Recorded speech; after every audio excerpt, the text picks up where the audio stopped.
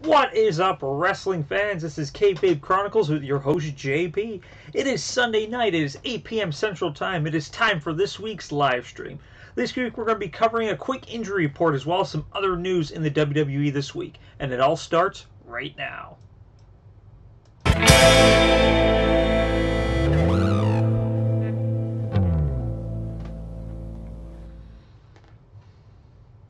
Hello, and welcome to the live stream. This is Kayfabe Chronicles, and I am your host, JP. If this is your first time here, please stick around for a little while. Partake in the chat room to the left-hand side of the screen. Make sure to hit subscribe and click on that little bell for notifications for whenever we go live and post other videos. We go live every single Sunday night at 8 p.m. Central Time, except for pay-per-view nights, where we will always go on after the pay-per-view. And also remember, check us out on our Facebook page and our Twitter account. Alright, we got not really tons to cover this week, just a couple little minor things. As usual, it's probably old news by the time I'm getting it out to you, but hey, if you guys come check me out on the channel and listen to me, that means a lot to me. So we're going to start off with a quick injury update. What injuries? Of course, it was announced earlier this week that Sami Zayn is going to be out of action until 2019, most likely just before WrestleMania. He has suffered 2 rotator cuff injuries, a little bit more severe than his last shoulder injury. Of course, this is on both shoulders.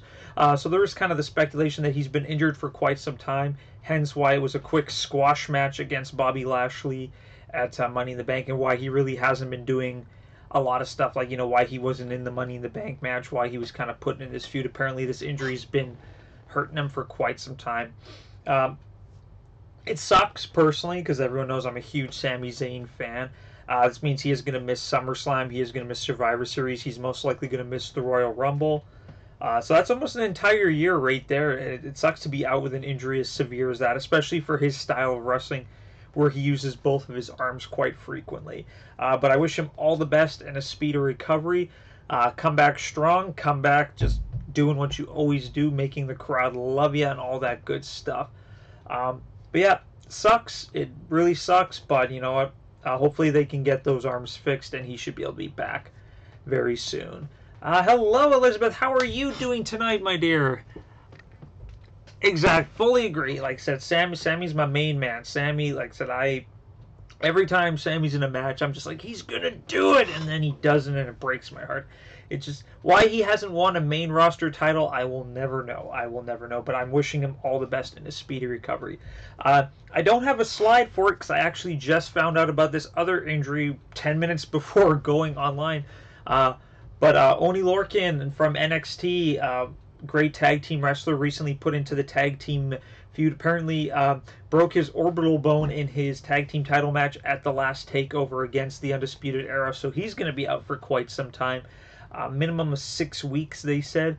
Orbital bone, it's pretty much like right around your eye socket.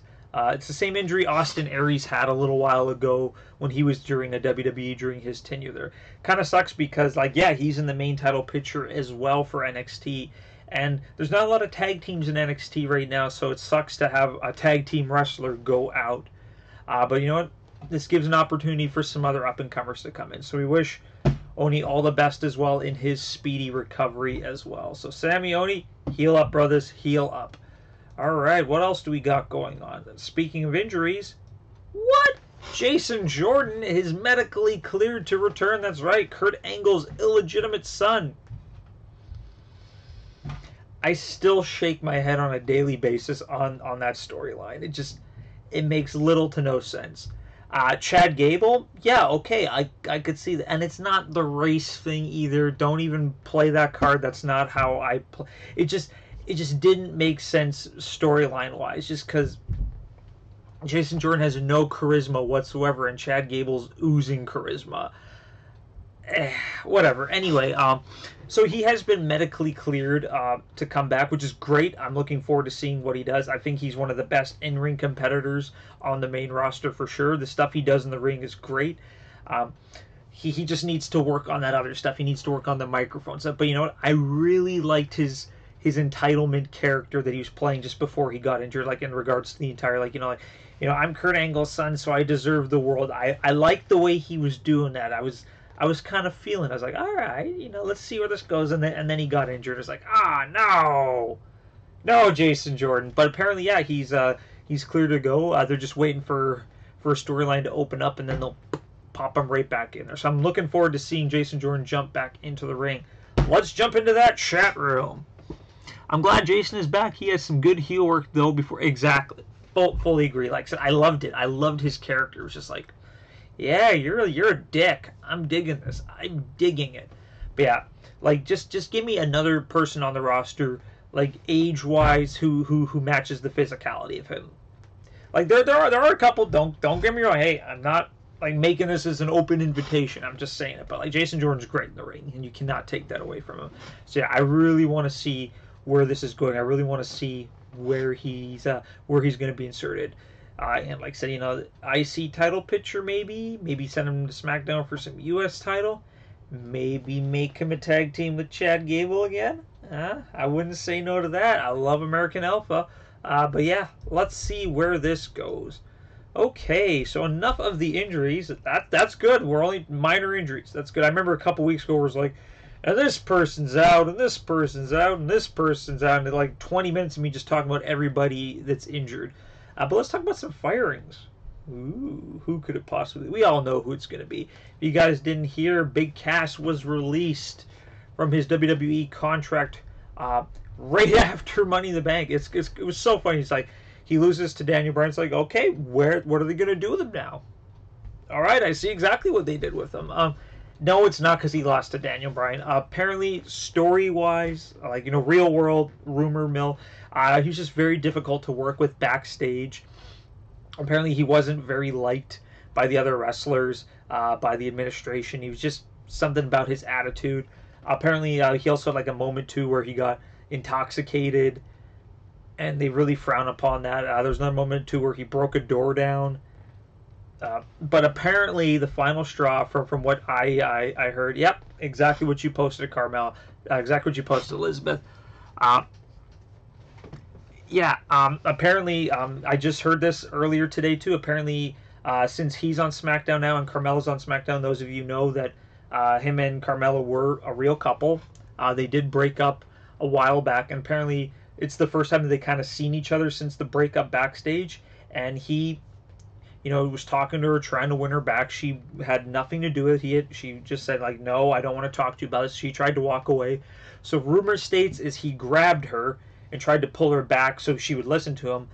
And right off the bat, that's assault right there, for starters. And apparently the Usos and Eric Rowan were nearby while this was going on, and they had to, like, break it up and save Carmella, essentially.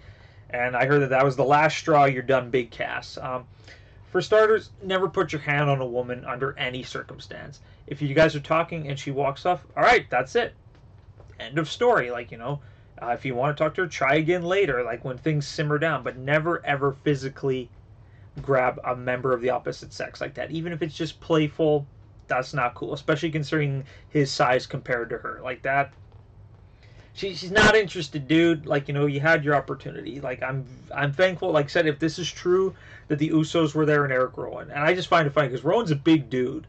And, like, Rowan, from just reading about him, he's a big, mean, scary man, but apparently he's, like, the nicest guy in the world. He's a proud father, very proud family man, so he's not going to take that kind of shit. And Rowan's, like, one of the last guys I would want to start a fight with. Like, that's a scary-looking dude. Like, just something about big, bald guys is just, like, terrifying. But yeah, apparently that was the last straw, and Cass is bye-bye. Whatever, I wasn't a fan of his to begin with. Let's go back to that chat room. Apparently he has a buddy coming out saying the story wasn't true, but I think I would come out and deny if it was actually true. Yeah, like I said, I'm just hearing kind of secondhand information. Like I said, I saw it on a couple sites. Like I said, I'm just going by word of mouth right here. I don't know the whole story of what happened. Do I want to know the whole story? Maybe one day, but all I know is just a lot of people say that he wasn't the best to work with, and if you can't work well with other members of talent and members of the administration in a company that thrives on everybody working together, then you're not going to do that well. And it's funny because after he was let go, they didn't even say we wish him the best in his future endeavors, which is usually what happens when they let somebody go on good terms. Like it just said, we've released Big Cass, and I'm like, all right, so something went up there. Whatever. He'll probably appear on Impact or something like that. If he goes to Impact, my buddy Roman, huge Impact fan, enjoy, have fun with him. Whatever. East River Crossing was a cool move. I'll give him that much, but other than that, just exactly. You need to play nice if you're exactly like you guys are family. You guys are all family. Like me as like a former actor, like the cast, the crew, the entire production thing. You guys are a tight knit family. Even if there's someone you don't like, you just get along. When you're at work, outside of work, whatever, you talk smack about them. No, don't talk smack about people. But yeah, it's just whatever. Bygones, get him out of here. On to the next one. What else are we going to talk about today? Yes, I really don't got lots more other stuff to talk about. The only other big news coming from the NXT side, because we know that I am NXT super fanboy #1. Love it. You guys should really watch NXT every Wednesday. It's awesome. And their pay-per-views. But two of my absolute favorite members of the NXT roster got married.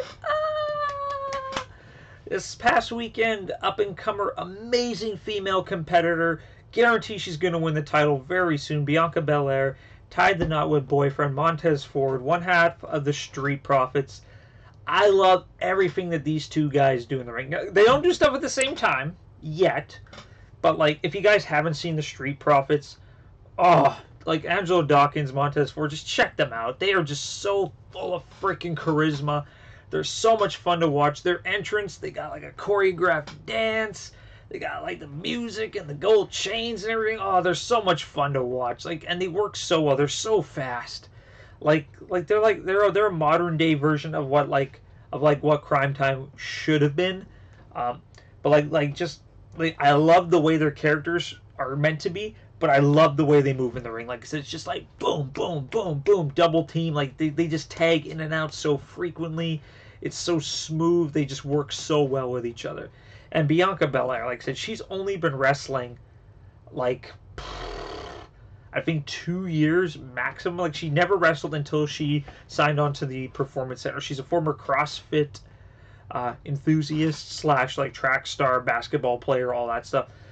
But like you couldn't tell. Like her character is great. I love her swagger. I love her attitude.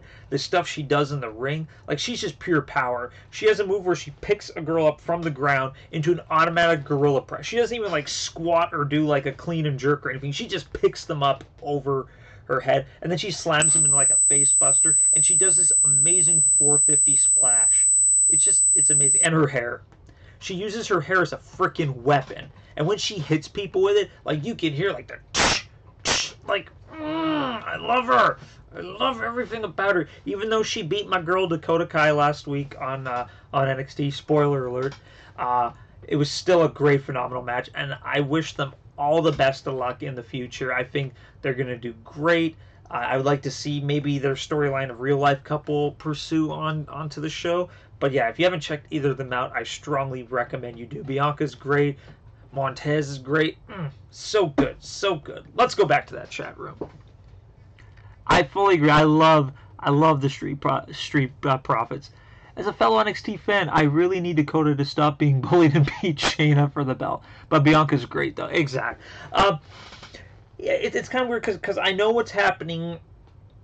Because I do follow like the NXT line. I don't know if you know what's going on. I don't want to spoil it, but Dakota will win the belt eventually, but it's not coming up anytime soon. There's another story angle going right now for Brooklyn, and it's going to be good, though. Trust me, it's going to be something worth watching for sure. But yeah, I guarantee Dakota will eventually win the belt. I see her. She's essentially the new Bayley. I know I hate comparing her to Bayley. They are two different kind of characters, but like just fan base wise, it's the closest person I can compare her to. But I love Dakota Kai. Like I said, I was a fan of hers even before. I was a fan of hers when she was in Shimmer, when she was tag team champions with Ruby Riott. Like they're just so good. I love her style in the ring, like just boom, kicking and she's just such a cool person. Like I said, I love watching like her Twitch stream. She's an avid gamer. She's a nerd, just like me. Like I said, she would just be a person I would just want to just hang out with all day. She's the girl next door. Like, I just want to sit down, drink coffee with her, and just shoot the shit about nerdy stuff all freaking day. But yeah, yep. And I also love Kairi Sane. Yeah, I get they want to push Kairi to the women are so. I love all the women. One thing I really am begging very soon is that Rhea Ripley makes her TV debut very soon. Like, that girl, she is 21 years old. She's phenomenal. Like, I really like. I understand she's still a little green. Like the Mae Young Classic, she did okay. Like, I could see that she was still kind of learning, but she's got a great presence about her, and I know she's been really working her ass off on the NXT indie shows, and I know she's gonna make her debut very soon. And I can't wait for Nixon Newell to make her TV debut, even though she's going by Stephanie Newell now, like her actual name. But I can't wait to actually, like, yeah, she already had her squash match. I saw that, blah blah blah. But no, she's gonna make her main thing soon. I love NXT. NXT is great. I love everything about freaking NXT. And people out there, all you guys should love NXT too. Seriously, don't treat it like the minor league. Like, don't treat it like, oh, it's just a poopy league. Don't bother watch it. All right, watch it. Give yourselves a treat. Check it out. Watch them now while they're wrestling phenomenal, because as soon as they move to the main roster, it's all downhill from there. Give me 5 people who have moved to the main roster from NXT that have done very well for themselves. Exactly. Kevin Owens, Seth Rollins. No, I guess Big E. Yeah, there's a couple, but it's more than that. Like, the Ascension have not done well. Tyler Breeze has not done well. The Wyatts have not done well. Ember Moon will do well. Ember Moon will do very well. I'm calling it. I love her. Do you think Nikki will go up to SmackDown after tapings or go to Raw and do her own thing? That is a tough question. That is a really tough question. I like her with Sanity.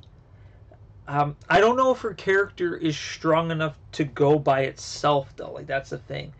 Because they might compare her to too many other things.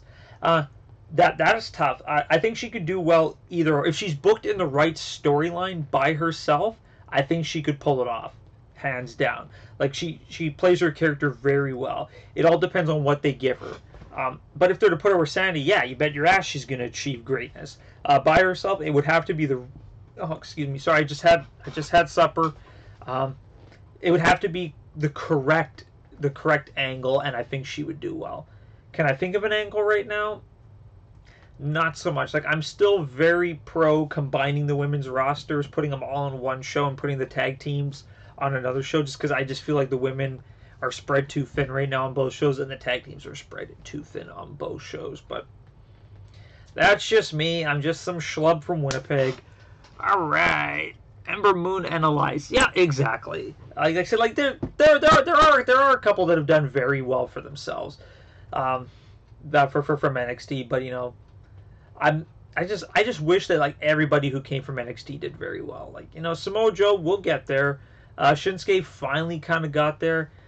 Bobby Roode, make him a heel. Just go back to heel, and I think he'll do well. I just think the biggest travesty, in my opinion, was probably Sami Zayn, Neville, Tyler Breeze, hands down. Like, Tyler Breeze is one of the most popular people on NXT, and he's done just... Granted, the Fashion Files were hilarious, but you can only go so far with that. Alright, that is all from me today. I got some stuff to do. I'm currently working on our next history video. That's right, the history of The Undertaker's streak at WrestleMania will be coming out in the next couple days. I shot the audio. I got all the video work done. Now I just got to edit it, throw in the pictures, render it, add some jokes, and we are good to go. I'm really looking forward to putting this one out. A lot of love went into this one, and I'm hoping you guys get to enjoy it very soon. Alright, as always, if you guys like what you saw, make sure to crush that like button, hit subscribe, and make sure to click that bell notification. And as a reminder, we go on every Sunday night at 8 p.m. Central Time. And if you guys haven't yet already, Make sure to check out that Facebook page and visit us on Twitter. Thank you so much for partaking in the chat room, Elizabeth. As always, I look forward to our chats every Sunday night, and I hope you have a great week. I hope you guys have a great week. As always, this is JP from Kayfabe Chronicles, and I will see you guys next time.